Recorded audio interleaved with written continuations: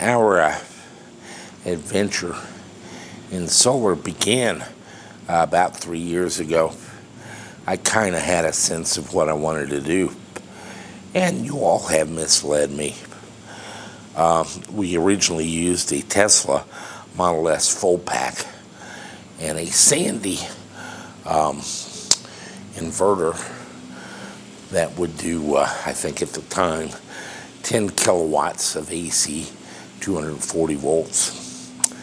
And it worked from 300 to 400 volts input. Most of our viewers did not want to deal with a full battery pack almost entirely because of the expense. And they didn't want to deal with a high voltage inverter almost entirely because of the expense. And they wanted to put a toe in the water and take 2 Tesla battery modules and a cheap 48 volt inverter and try to make a solar system out of it. And I kind of acquiesced to that, sympathetic with that desire. And we did do a Tesla Model S module controller. That is our most successful product today. And we did locate an inverter by Signir, somewhat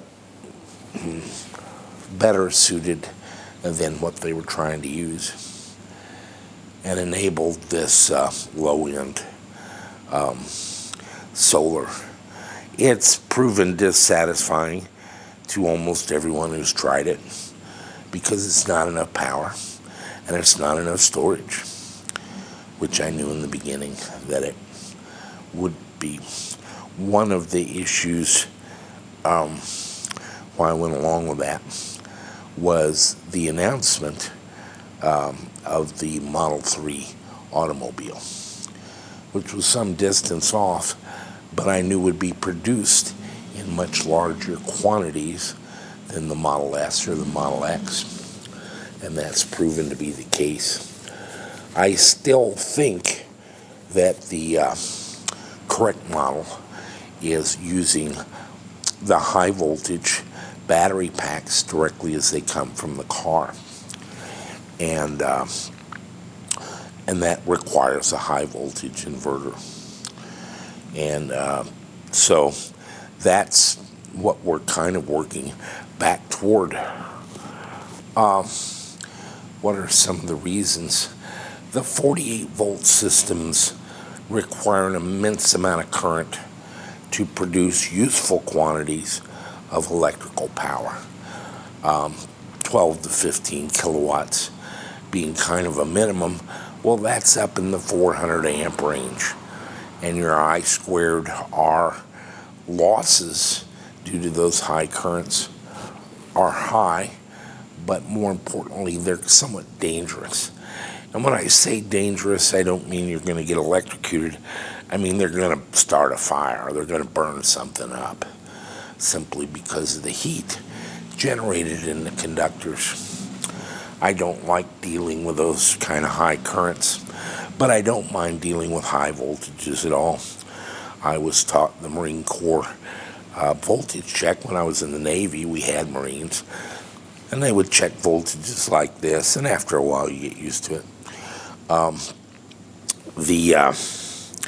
So we're kind of back. One of the central tenets of what we're doing involves the use of remaindered, salvaged batteries from electric vehicles to provide storage for solar energy. Tesla has made it very easy for me in that I can safely ignore Chevrolet, Volkswagen, Nissan Leafs, and so forth. Tesla makes a quite better battery in much higher capacities, and they sell more electric cars than everybody else put together. And so all I need to do is focus on the Tesla Model 3 battery. We developed a controller for it, and that went surprisingly well. We can read all the cell voltages, even on the later batteries now. And we've developed a controller much like our Model S module controller, but for the entire Model 3 pack. We got one, and we are powering the shop with it right now. But we got another one to use as a test thing, and a guy bought it from me before we even had it completed. So we got two more, and another guy bought those from me before we could get them working. So, and we've since sold, so we've sold 3 of them literally before we could get them out of the crates and get them thoroughly tested.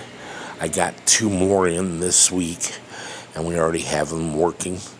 One of the things that all 3 of the first ones wanted was our 6.6 kilowatt Chinese TCCH charger to charge it from the grid or a generator or whatever. And so we've been playing with this one this week, and we have found a way to use the Model 3 PTC heater and AC compressor high voltage connector on the battery and its associated cable right into our 6.6 kilowatt charger, which the first 3 we had kind of routed into our controller.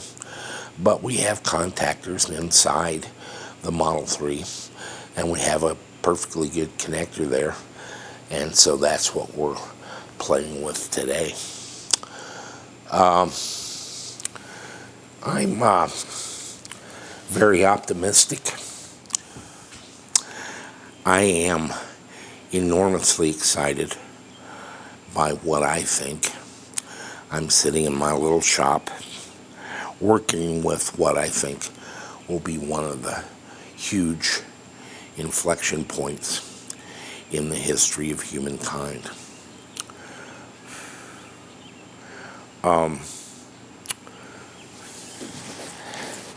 I struggle a bit. First, this is a picture of me being really excited. That's what a really excited Jack Rickard looks like. I'm sorry. I'm not a very expressive person, somewhat saturnine, and somewhat skeptical of everything, particularly nosiliums, which you call noceums, and are now in our environment. Boy, these little buggers bite like a mother. Anyway, I'm very excited about solar energy. And one of the biggest struggles I have talking to you about it is that you already know all about it. You've got a full set of information about solar and how it works. And you have a full set of reasons to be interested in it and opinions about it. And the overwhelming thing is your concept of alternate energy and green and most particularly global warming.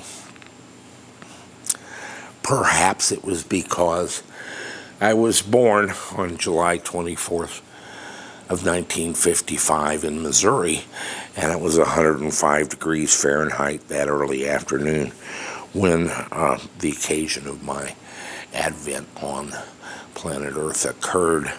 But I don't care about global warming. I don't view it the way you do. I don't view it the way your opponents do. And I am left out of the conversation somewhat disabled mostly by you. But suffice it to say, you can't make me care about it because none of it's real. And it's not in my task list to persuade you of any of that. But we do share an interest in electric vehicles and solar power and driving on sunshine. That is an accident. I'm not one of you. I don't want to save the planet. I think it's actually the loveliest planet in the universe and God's creation, and I am commanded to spend my time here on this earth in what little way I can, assisting to its perfection, and saving it from global warming isn't on the list. However, solar is. For 25,000 years, mankind has sought to improve their lot and increase their wealth and their ability to feed themselves by manipulating energy, starting with firewood, deadfall from the forest. This is actually the result of a photosynthetic process where the sunlight, converted by vegetation, trees primarily, into take our air and our water, and primarily our water and our sunlight, and to rearrange things a little bit to form a carbohydrate, which it can store as food for the plant. Well, if the plant dies, it doesn't need it much longer, but we do, and we burn those carbohydrates to cook our food and to stay warm. And that was the beginning. If you rearrange that just a little bit by putting it in the ground for 1,000,000 years, now you get a hydrocarbon. Coal, oil, natural gas, and we can burn those. But the highest order of our achievement has been the development of electricity. But it's a really ugly process of burning a hydrocarbon to heat water, to make steam, to turn a turbine. And the turbine turns an alternator, and the alternator produces electricity, which we then wire to each other across the entire continent on cables. This reduces our problem of transporting fuel because you can transport it instantly and it weighs nothing. You do lose 10% in the wires, but so all in all, it's a magical epoch based on electricity, and it's only 150 years old at most.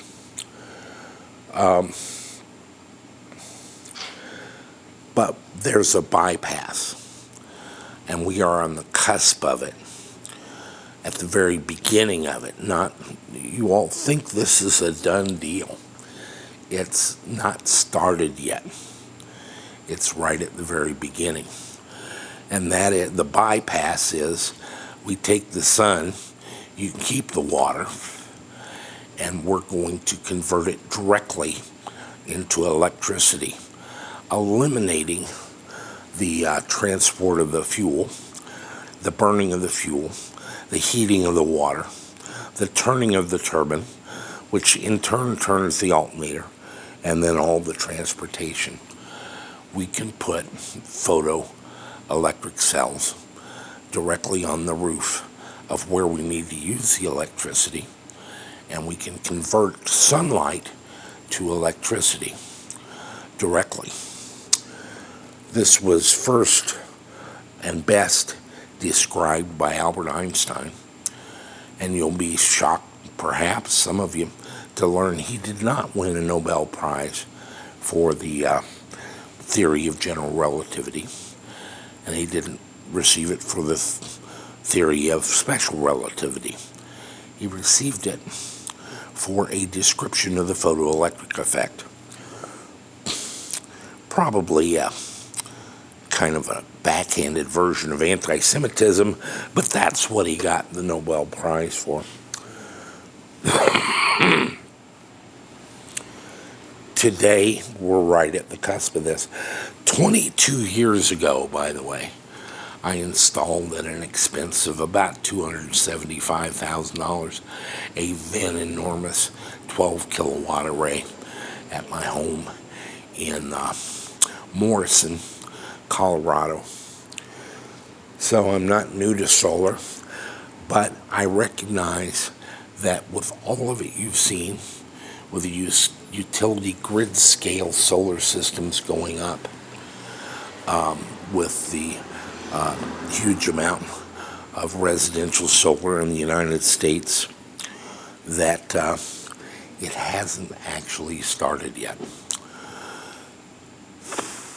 This past month, Lawrence Livermore Laboratories has introduced or published a paper on a multi-layer, multi-junction photocell,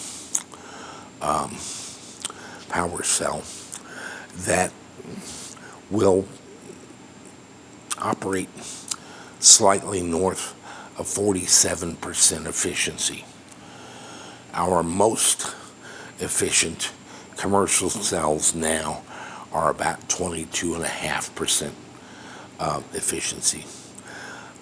In their paper, they alluded to a ready and imminent path to exceed 50% efficiency using this technique.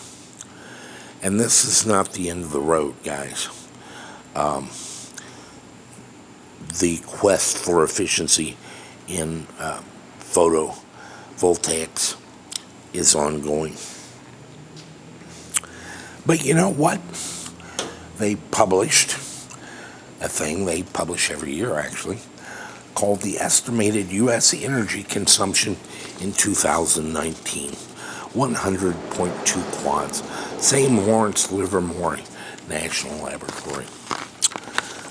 I'm going to put it up on the screen here. And the first thing I would note is that out of all energy sources, solar is 1.04%. It's barely detectable with test instruments that it exists. But the reason I refer you to this diagram is the curiously inelegant way we manipulate energy. We have solar, nuclear, hydro, wind, geothermal, natural gas, coal, biomass, and of course petroleum, all accounted for here.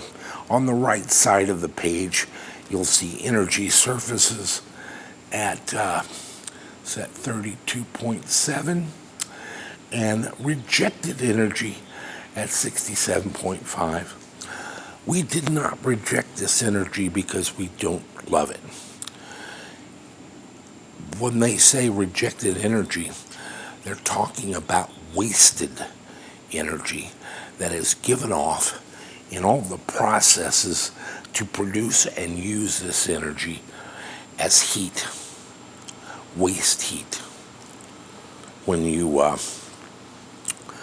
run up a coal-fired plant or a nuclear-fired plant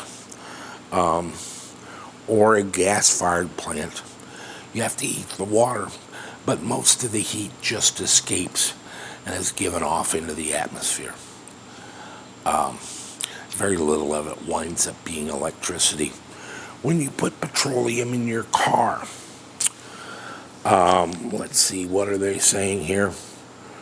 Oh, well, that can't even be right, but I figure you probably get 15% forward motion out of 100% of the energy that you put in your car in the form of gasoline.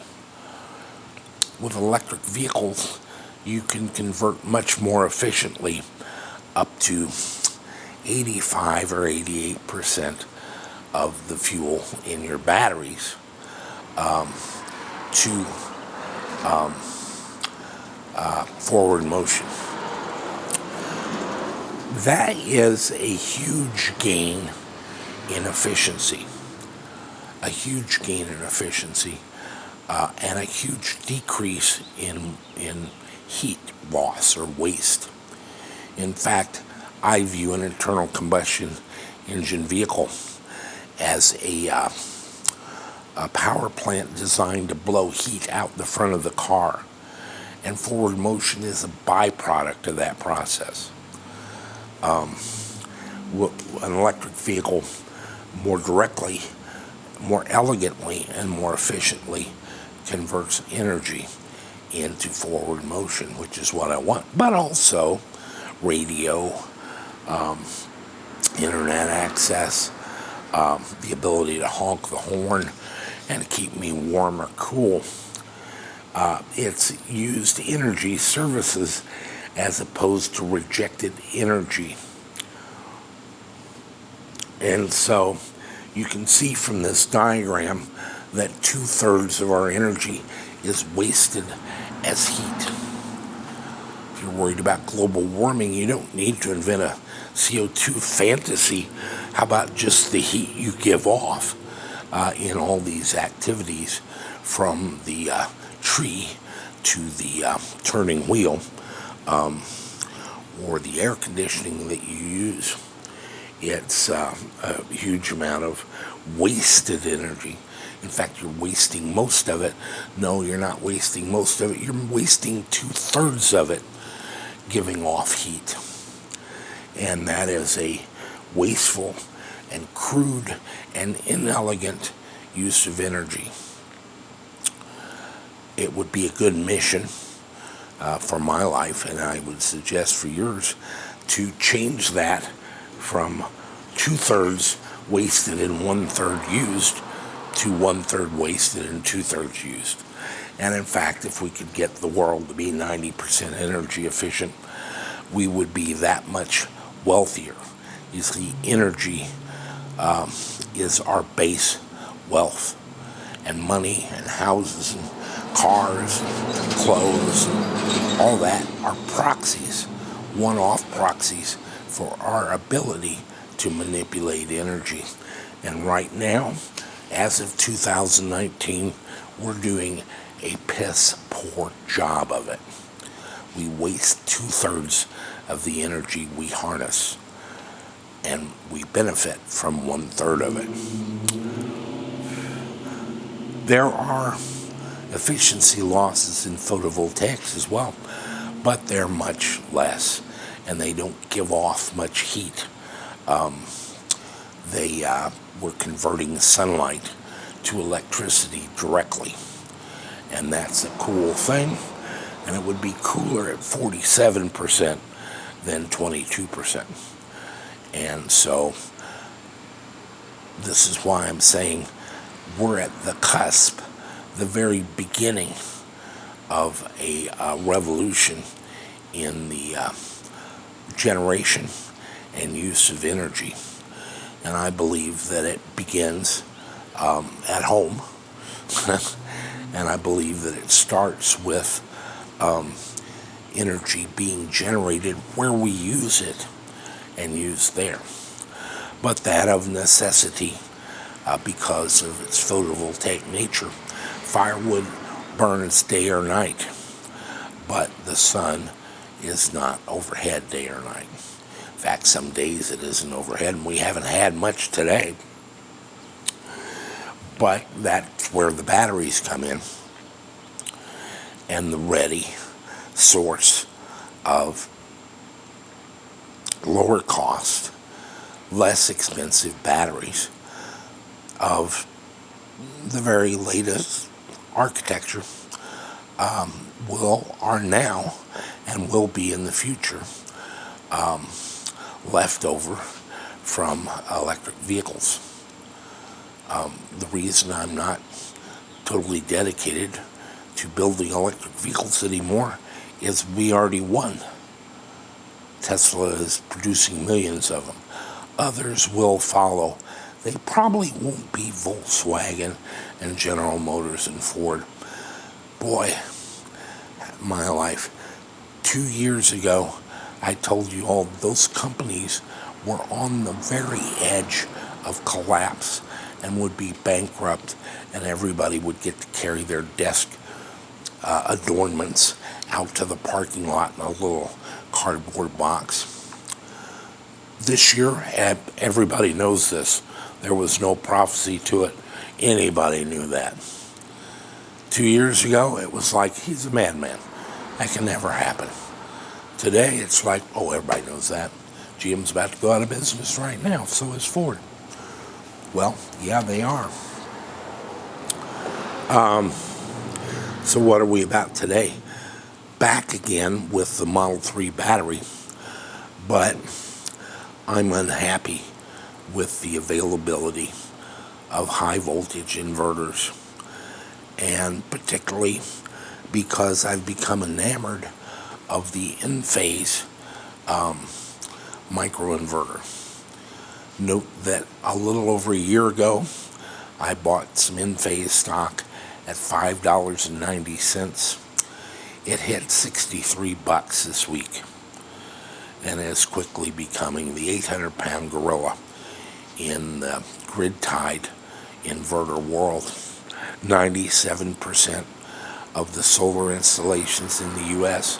are simply grid-tied, where they try to use the AC grid as a storage battery.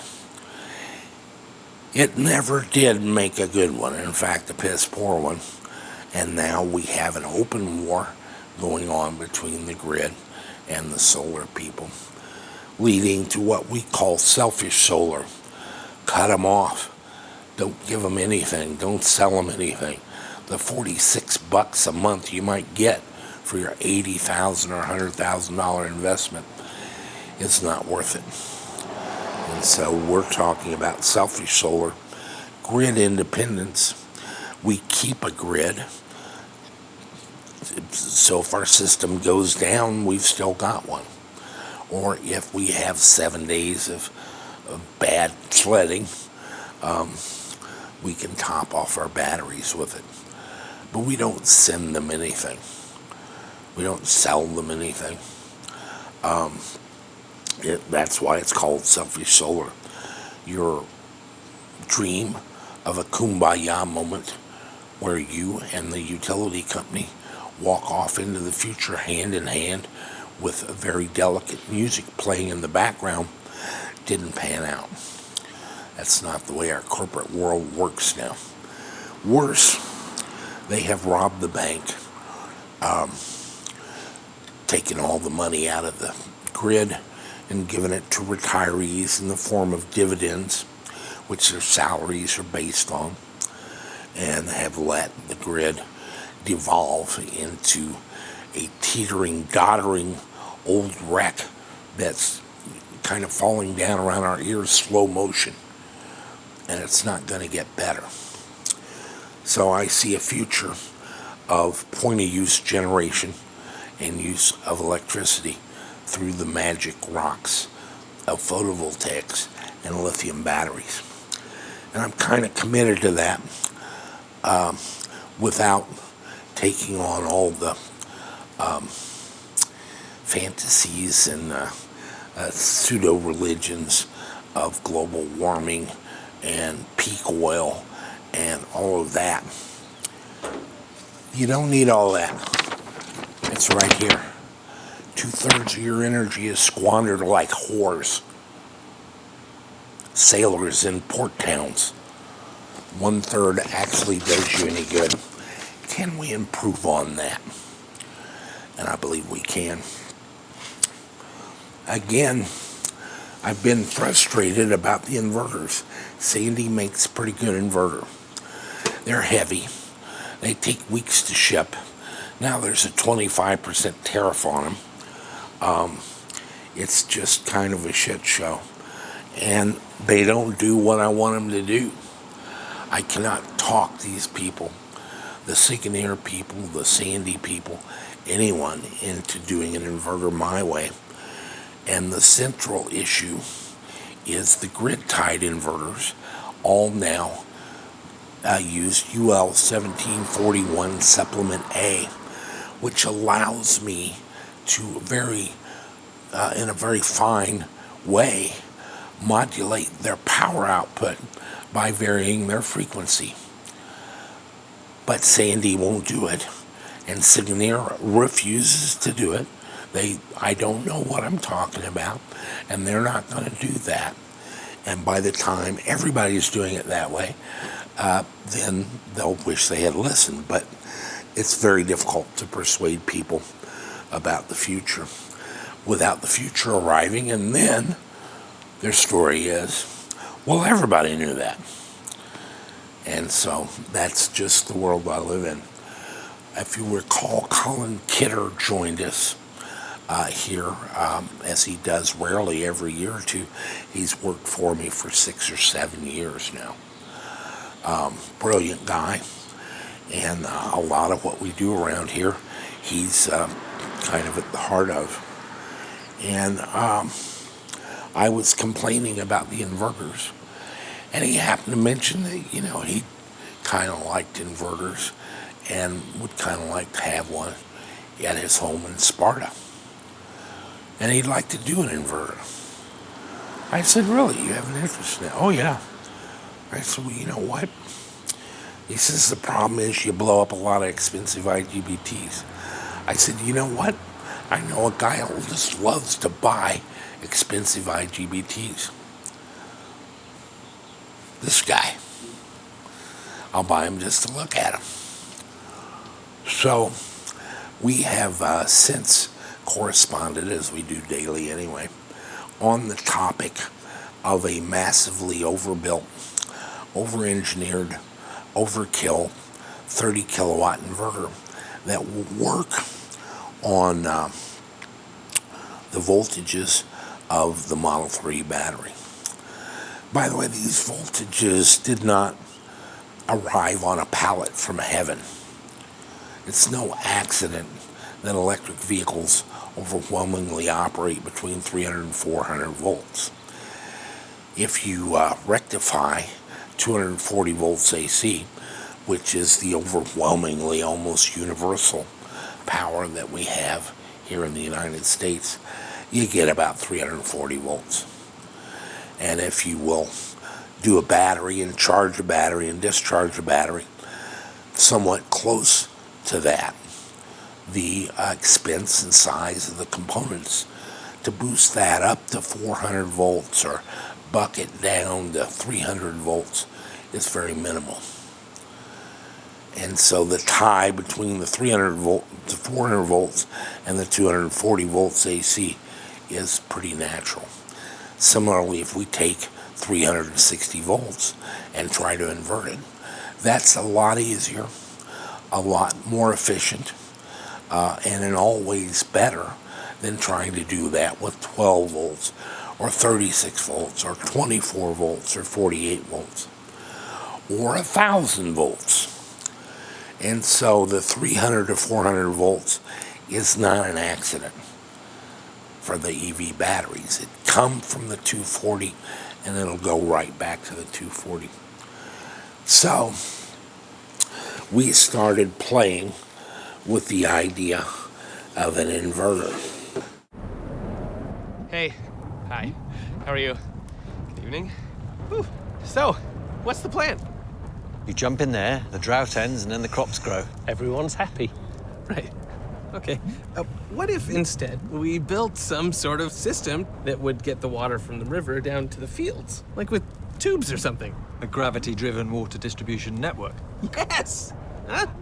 You got it here? No. Oh. Well, everybody walked all the way up here, so... Go on, get on with it! In you go. Yeah, no, you're right. I liked him. You like everyone. Well, I'm a people person. Eventually, somebody realizes there's a better way to do things. So we get to start an inverter with a clean sheet of paper and design it any way we want to. And it can have any features we can code.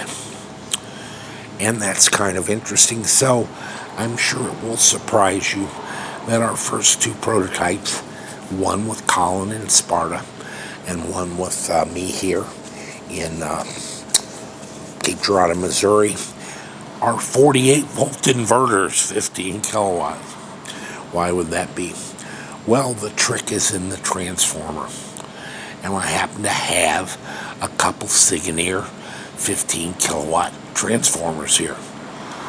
And that's actually kind of the tough and central part of an inverter, the way we would do one. Ziki has negotiated the construction of 3 other inverters that will operate at 180 volts input and 240 volts output at 30 kilowatts. And that will be our second prototype. But it takes a couple of months to get rid of these myceliums. But no, it takes a couple of months to get the transformers built and shipped here. And they're 800 pounds a piece.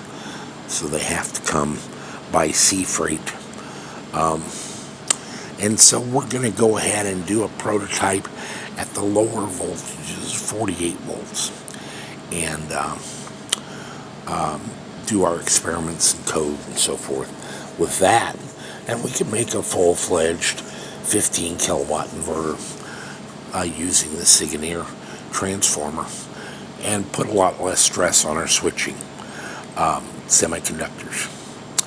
And that takes us to the next thing, and I'm embarrassed about this to the extreme, and Colin makes fun of me because these are about $900 a piece, $850, $900 each. This is a Wolfspeed silicon carbide MOSFET half-bridge module. A MOSFET is a metal oxide semiconductor field effect transistor, and this is the latest in switching technology. Circa November 2019 it was released. It's very expensive right now, but it's very new, and it's quite high power. This will do up to 1200 volts and up to 450 amperes. And that's over 500 kilowatts, which is a lot more than we need, as Colin has pointed out quite correctly a number of times. But overkill is always appropriate, and I am very drawn to any new shiny object or bauble in the universe. And this is just pretty damn cool. It has a on resistance between the drain and the source of about 2.7, 2.4, 2.7 milliohms. Now what that means is that if I put 450 amps through here at 1200 volts, that my total loss in forward conduction would be a little over 1 watt, 1.17 watts. With switching losses, it's somewhat higher. But this will run cool, and we have so much overhead, even at 48 volts, we're never going to run it at 480 amps, 450 amps. And we're, of course, a long way from the 1200 volt limit. And you mostly blow these up with ringing and noise and backfeed and so forth that gives you voltage spikes. And it's going to be tough for us to get to a 1200 volt voltage spike with that switching. It also diminishes the amount of heat sink we have to provide for them. They're very small, and they it's the latest and greatest silicon carbide switch device. And so I fell in love with it. It's stupidly expensive. It requires its own gate driver board, and that's stupidly expensive. And then we had to develop a shield for our ESP32, which is also stupidly expensive, to drive the gate driver board. So you have to have a board to drive this, and you have to have a board to drive with a differential pair for the high and the low side to drive the gate driver board. And of course a microprocessor to process all of that. But that's what I've selected on the input and the output, both sides actually. One of our viewers sold me his attempt to build our PowerSafe 100. He got in the middle of it and just gave up and sold me the batteries and the enclosure and so forth. But he had two of these. This is a temporary service box by Siemens. They have kind of a subline called Talon, and this is a 137 US.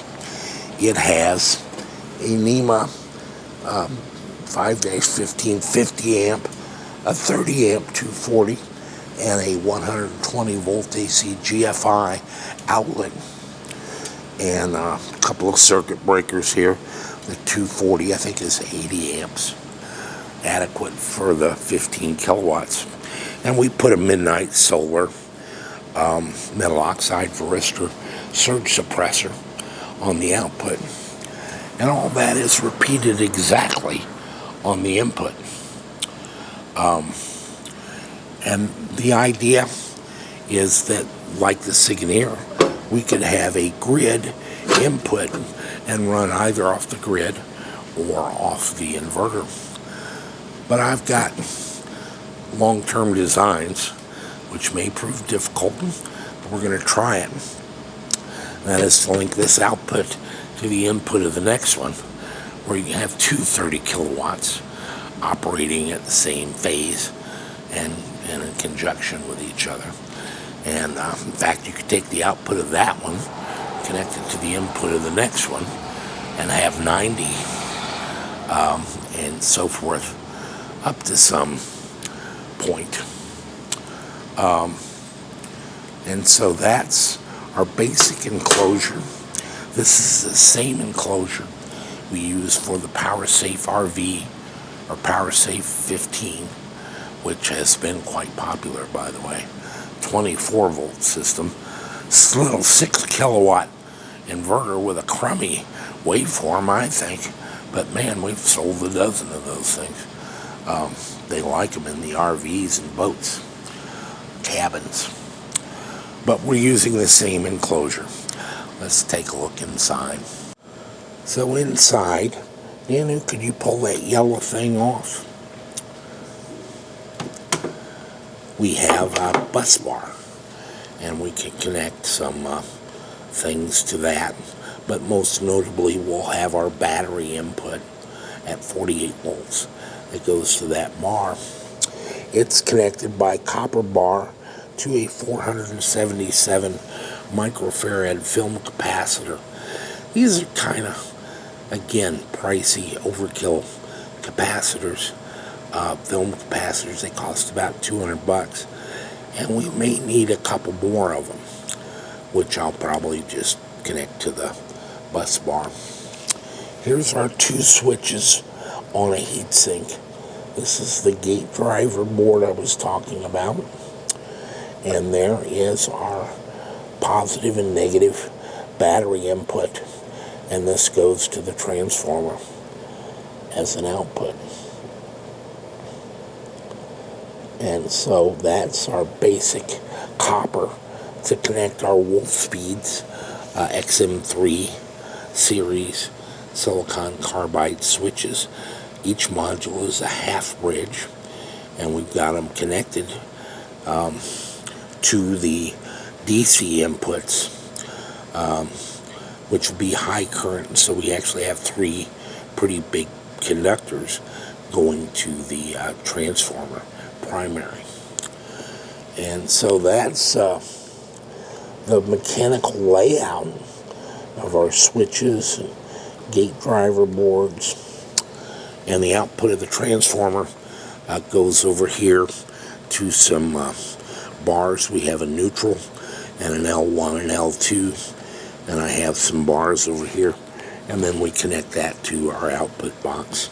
The input box feeds into two contactors, so we can completely isolate the system from the AC grid, or in some cases the previous transformer, but we can connect to here for sensing of the voltage and phase, regardless of whether the contactors are on or off. If they're on, we really only bring L1 and L2 in. We do not bring in the neutral. You will never bring the neutral in from shore power or from AC grid, and that's because eventually you're going to connect to a loads panel where its neutral will be tied to ground. And if you have your system tied to two different grounds at the same time, particularly in a boating situation, but an RV situation, but any situation, you don't want to connect to have two separate ground loops. And so this is the transformer. This one's 132 pounds. I think the one that Ziki has on order is like 287 pounds. Maybe it was 187, but it'll still fit in the box, I think. But this is our 48. It steps up nominally a 31 volt AC sine wave from our switches to 240 volts AC output. The other transformer will do about the same with 180 volt RMS to 240 RMS. And when I say 180 volt RMS, so we're up at 250 volts a peak, and so a high voltage peak to peak value on the primary, and so it'll be less of a step up and somewhat more efficient in the transformer. And so mechanically that's what we've got laid out. We have to add our controller to drive the gate drive boards, and right now we're kind of leaning toward having that being a dedicated controller that communicates with a second EVTV SP32 Kandui, which has a sensor shield on it, and the sensor shield will measure current and voltage of our output, our input here, and it'll also take care of our Wi-Fi communications, Bluetooth if we want it, communicate with a display, and talk to our battery controller, and we'll be able to do CAN and so forth.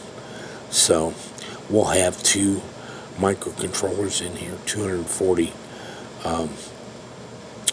megahertz controllers with Wi-Fi and Bluetooth capability, and it kind of has a built-in PWM function, pulse width modulation function, that we're taking advantage of.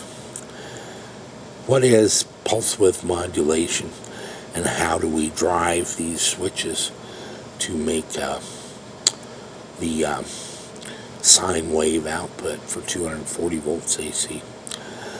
Let's take a look at that, and I want to do a long, boring, and stupid description of that just for you. And just because I can.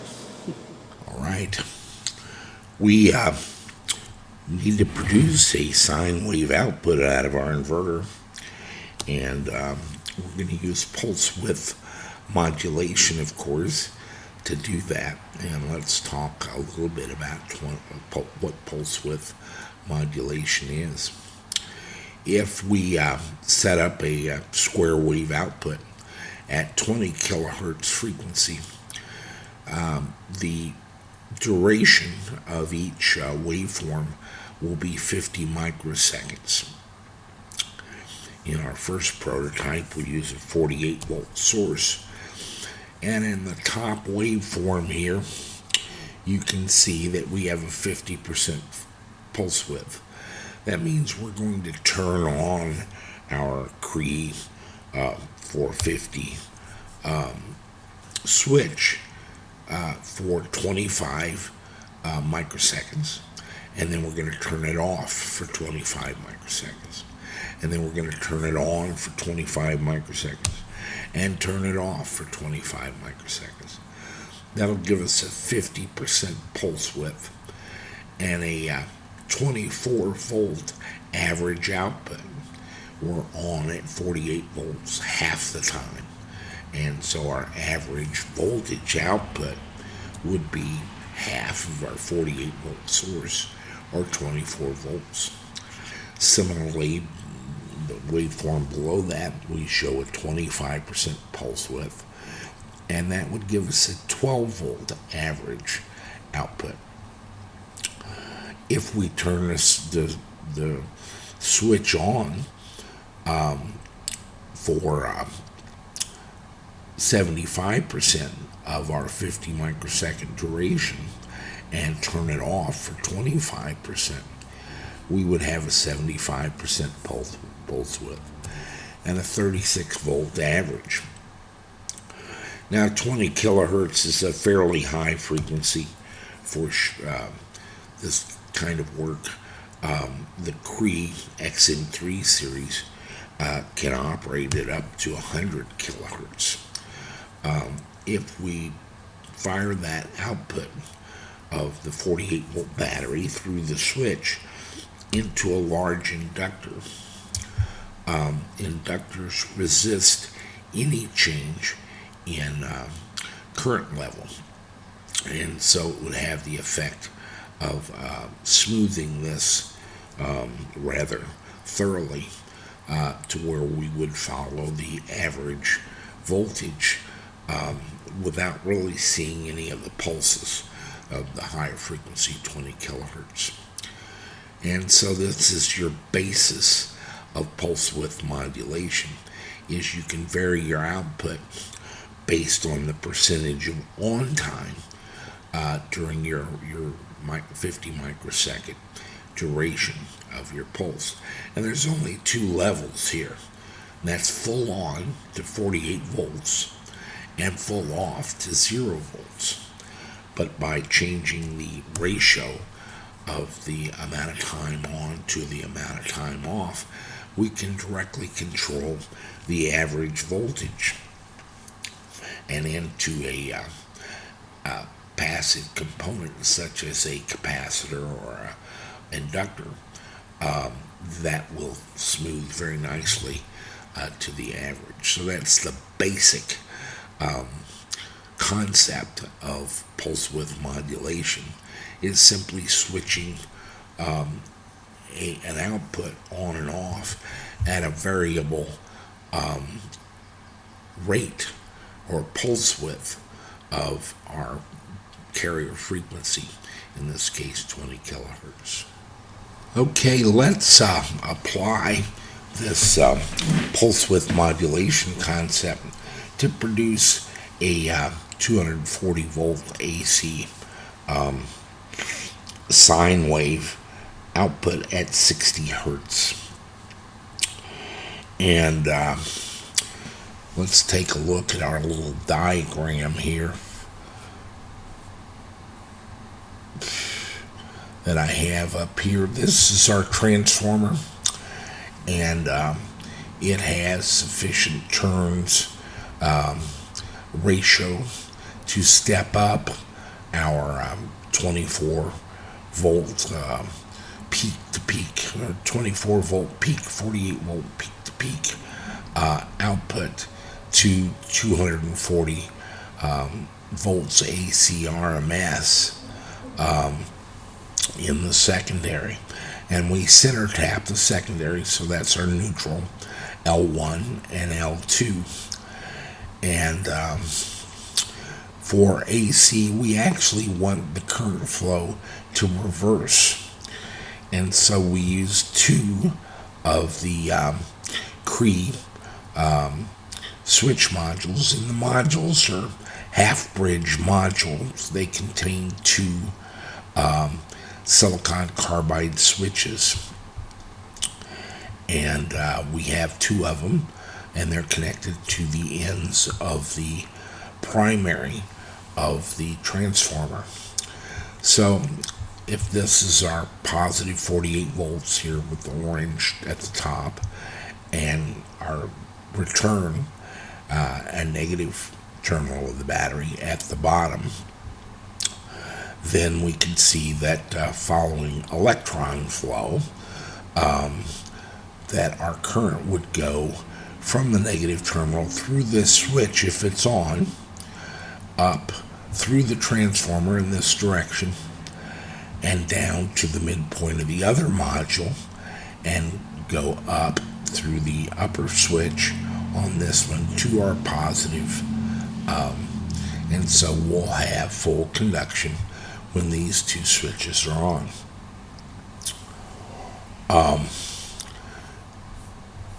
At the other end, if we reverse that and use the other two switches, we have current from the negative terminal up through the lower switch on the left module, through our primary, and then to the midpoint of the other module, and through the upper switch of the other module to our 48 volt positive terminal. And so you notice that the current flow through the transformer actually reverses. Let's take a look at our waveform here.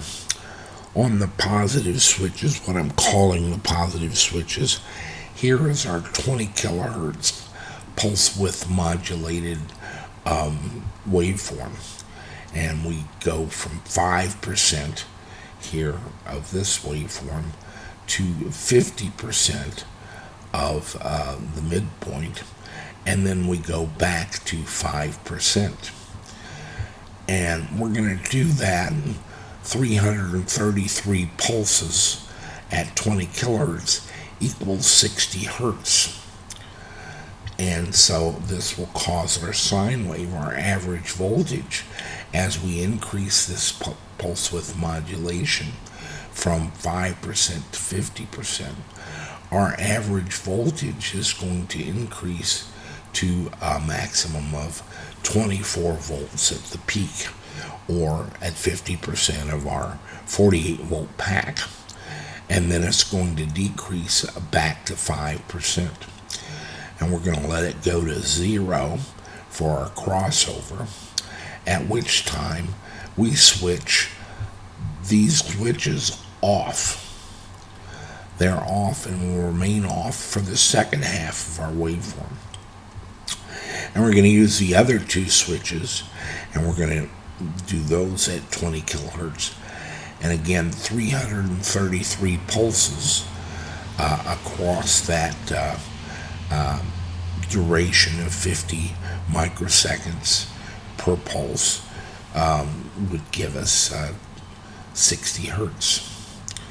And we're going to switch these to reverse the current flow through the transformer, and we're going to go from 5% to 50%, or minus 24 volt peak, let's call it, and then back to 5%, and then to 0.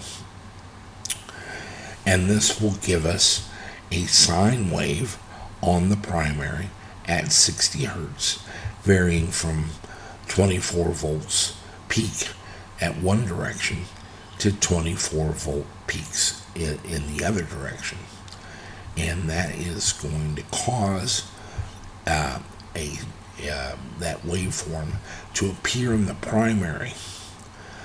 And if we step that up through the transformer, simply by number of windings, we can achieve about a 340 volt peak-to-peak waveform, an identical waveform.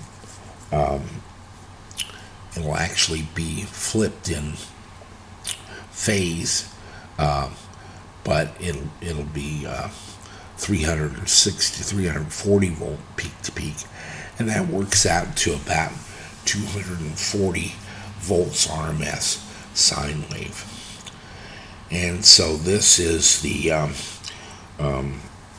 situation. We want our gates on these switches driven at a rate that will vary from 0 to 50% to 0 to generate one half of the waveform, and the other two switches to generate the negative side of the waveform. And in this way we receive a true reversal of current flow through the transformer to generate a positive and a negative voltage and current. And so that's the objective. So that's an explanation of how we do it. This simply shows individual pulses from 5 to 50 and back to 5. But that winds up being what? 1, 2, 3, 4, 5, 6, 7, 8, 9, 10, 11, 12, 13, 14, 15, 16, 17, 18. That winds up being 20 pulses. We're actually going to do 333 pulses. And so we would take our 333 divided by 20, and we're actually going to do about 17 of each of these pulses at each of these, about 17 at 16.65, 17 at 5%, 10%, 15%. And in point of fact, we probably won't do that. Instead of 5, 10, 15, and 20, we might do 2, 4, 6, 8, all the way up to our 50% and back down to get a finer granularity. Colin's working on that code. I don't know what exactly it's going to do there, what the increment will be, but we're changing the pulse width from 0 to 50% and back to 0. And so that will, and by the way, that's arbitrary. Depending on what we want to induce in the primary, we can go 0 to 90% or 10% to 90%. But nominally, 0 to 50% back will give us what we need. And so that's the sine wave we'll generate is 60 hertz. Now, by varying this 20 kilohertz and doing the same number of pulses, we can vary this 60 hertz sine wave output.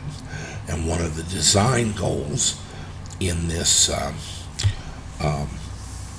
particular inverter is we need very fine control of our output frequency, and that is because we're going to use 60.1 hertz or 60.2 hertz, 60.3 hertz.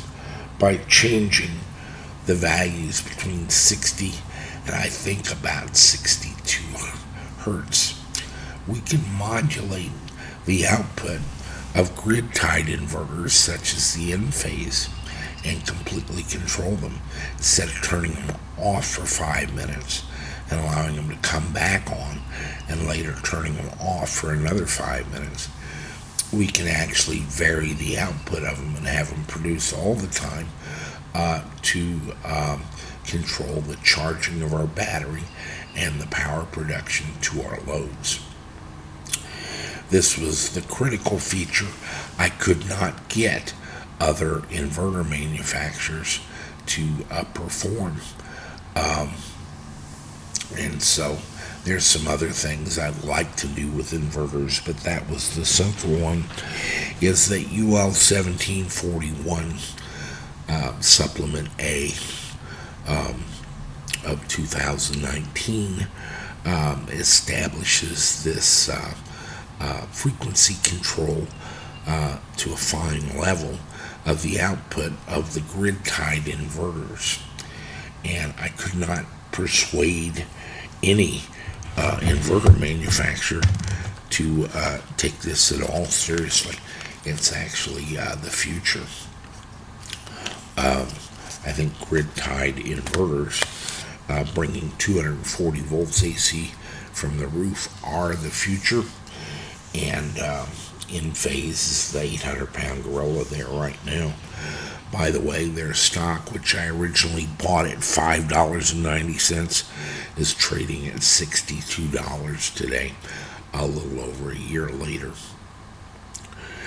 And so I consider it critically important to be able to control the output of those grid-tied inverters based on our battery state of charge and our loads. We'll have them on fully until our batteries get full, and then modulate them to where they basically provide what's necessary to the loads and no more.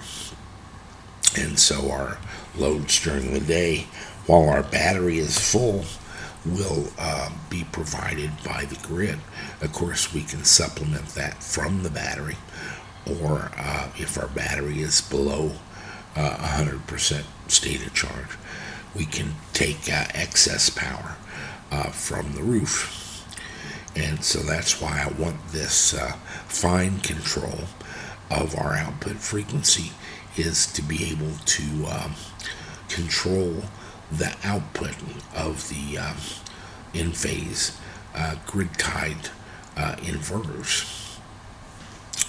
And so this is how we're going to generate our sine wave, true sine wave waveform. I'm pretty confident that using these advanced switches at a 20 kilohertz rate, we can get a very smooth sine wave output, and we can vary to a very fine degree, modulate this 60 hertz output to whatever meets our needs.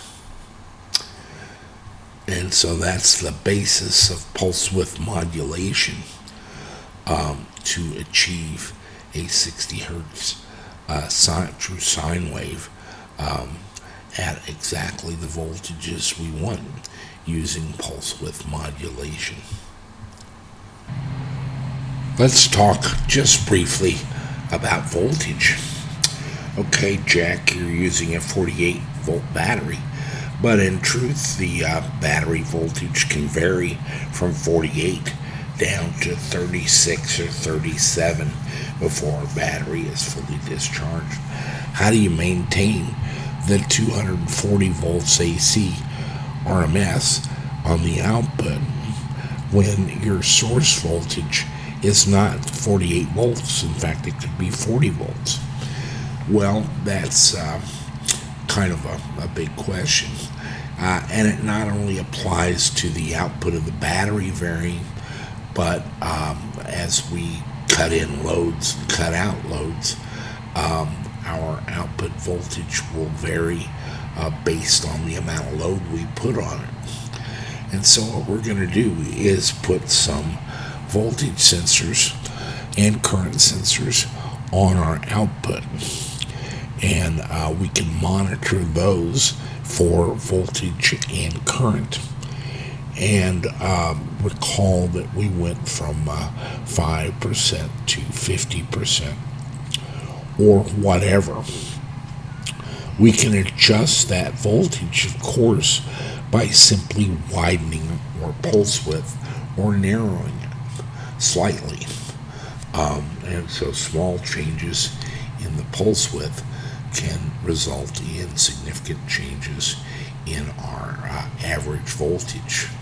And so if our battery's 40 volts instead of 48, we simply widen the pulse width very slightly in each of these increments to maintain our 24 volt to 24 volt waveform. Similarly, if we detect a decrease in the output based on load, and that's why we do the measurement on the output, we can again vary this to maintain a specific voltage in the face of ever-changing loads and battery voltage. And so this modulation figure is going to have to be altered.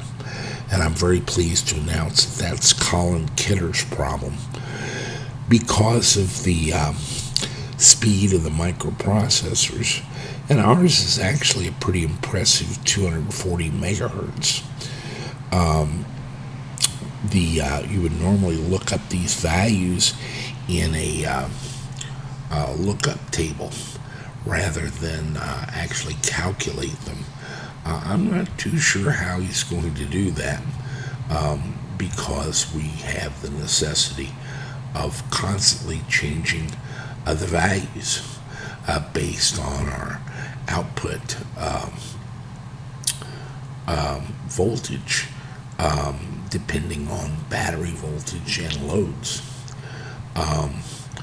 But the floating point math required to calculate them each time is significant. So I imagine he will have some sort of thing where he calculates the whole table and then runs it, and if he needs to do a correction, recalculates the whole table and then runs it. Now that's kind of how I would do it, but he's a pretty bright guy, might come up with something entirely different. But that's how you vary the voltage, is you monitor your end result and adjust your actual PWM. May not be 50%, it may be 51.5% or 49.2%. But we are well able to control that. One of the issues is just simply the time slice of the microprocessor to maintain all this. And we have a lot of other things to do. We need to measure these with sensors. We need to monitor sensors for current voltage. We're going to do that in the primary and the secondary. And some other things, communications, both wireless for our display and by CAN. And so this is going to involve a lot of work that has nothing to do with PWM. What I have suggested, and it appears we're probably going to do, is actually use two ESP32 controllers. One with a shield that directly provides the differential outputs to the gate drivers for these switches, and one that just handles communications duties and sensor measurement. And so that's probably the direction we're going to take, is just overwhelm it with horsepower, understanding that we're using a $4 microcontroller chip, but one that I like and we've developed some tribal knowledge of because of its wireless Bluetooth and Wi-Fi capabilities, and so that's probably the direction we'll go, is two controllers, one for the basic PWM and one for just ancillary duties, communications and sensor measurements and that sort of thing, and have them communicate between each other. So that's kind of wraps up. We can change frequency, and we can change the voltage, and hopefully get a very smooth sine wave output.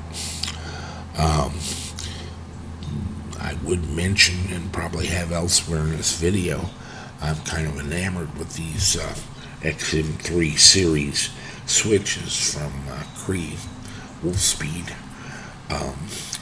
They're silicon carbide. One of the issues is the amount of power they consume internally. MOSFETs have a very low resistance when turned on as compared to IGBTs, and these are extremely low, as low as 2.4 milliohms in the full-on state. They also have a high tolerance for operating temperature. We can run them up to 175 degrees centigrade. Most inverters, you start to cut them back at 80 degrees centigrade. These can operate up to 175. But that low resistance internally when they're on means you dissipate a much lower level of power as heat within the device, and you need much less of a heat sink to operate them at quite high power levels. In theory, these switches can handle over 500 kilowatts of power. We're going to be looking for 15 in our first prototype, and of course 30 using our high voltage version. So that's a little peek in what we're doing with Model 3 batteries, and with our clean sheet of paper design on a 30 kilowatt high voltage inverter to mate with the Model 3 battery, and most importantly allow us to control in a very modular fashion the grid-tied inverters. You see that UL1741, if we can achieve a fine resolution control of our output frequency, we can get a fine level of resolution of the output power of the microcontrollers. And that's kind of important to me. Right now, when our battery gets full, we have a crude way to shut them off for 5 minutes. We shift the frequency to 62.5 hertz, and they go off entirely for 5 minutes. The new firmware in the N phases and the Solar Edge microinverters, grid-tied inverters, allows you to actually modulate the power output by varying the frequency in fine steps from 60 to about 62 hertz. And I couldn't get anybody to give me this function in an inverter. And that's kind of all I want for Christmas. I don't need 2 front teeth. I need that frequency control. And I've talked about it to these people for 2 years. They are certain I don't know what I'm talking about, don't know what I want, and it'll never be important. Ha, ha, ha. Boy, are you guys going to look stupid here in a year or two when everybody's doing this. But it's entirely possible to control that output in a very fine way. And the utility company wants to be able to do that. That's why it's in there. They want to be able to shut off your solar. I kind of do too. We intentionally have too much solar here so we can find the edge case. But I want an elegant way when we get up to full battery to match your solar output to the loads and vary that output up and down to approximate the loads, using the battery as kind of a buffer, but maintaining it up near full state of charge during the rest of the day, and operating your air conditioner and so forth from the solar panels. Without this, it's effective what we're doing. We cut it off for 5 minutes and then it comes back on. It just feels inelegant and stupid. With a fine resolution of frequency, I can modulate that output power to a much finer degree and actually cause this to operate in a much more elegant fashion. You're never going to have the right size photovoltaic array. Every day that you operate it, it's either going to be too small or too big. For too small, we turn it full on. But for too big, which it will be in June if it works at all in December, we need to be able to control that, and we need to be able to control it season by season, week by week, day by day, hour by hour, minute by minute, and really we need to be able to control it second by second. I know how to do it. I can't get anybody to help me. And so Colin and I are going to do it. Or blow up a shit pot full of MOSFETs on the way to trying to. Which could happen. So, that's the mission. Is a sufficiently large, and I want to kind of just say a word about that. Your all's dreams of running your house on a 5 kilowatt inverter with 10 kilowatt hours of storage, I'm sorry. I went through this at age 5. We got a little electric motor out of a little toy car and built a go-kart with this little motor and a D-cell. It just wasn't big enough. What a disappointment. In the future, you're going to need 100 or so kilowatt hours of storage and 30 or 40 kilowatt of power. We know this here today because we've got 2 Model 3s charging in the afternoon and we drive on sunshine.